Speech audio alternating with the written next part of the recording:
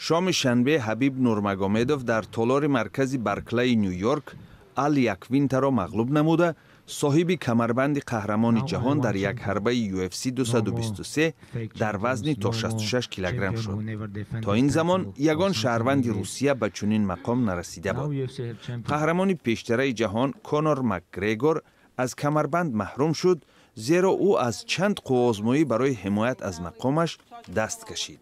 بر علاوه روز پنجشنبه این ورزشگر ایرلندی تبار به خاطر حمله به اتوبوس ورزشگران در نیویورک بازداشت شده با جنایت متهم می باشد. روز جمعه مکگریگور بر عوض $50,000 گروپولی تا زمان برگزاری محاکمه از زندان رها شد.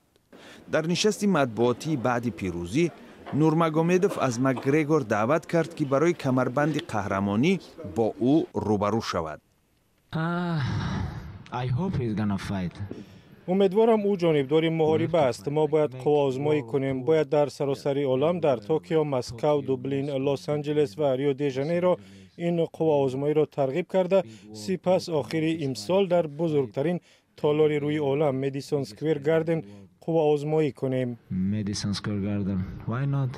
رئیس اتحادیه UFC دانا وایت گفت که بعد بازداشت مکگریگور با او واخورده و یک مکالمه آرام داشته است. به قول وایت آنها موافقت کردند که سرنوشت من بعده این ورزشگر در UFC 223 را بعداً ارزیابی خواهند کرد.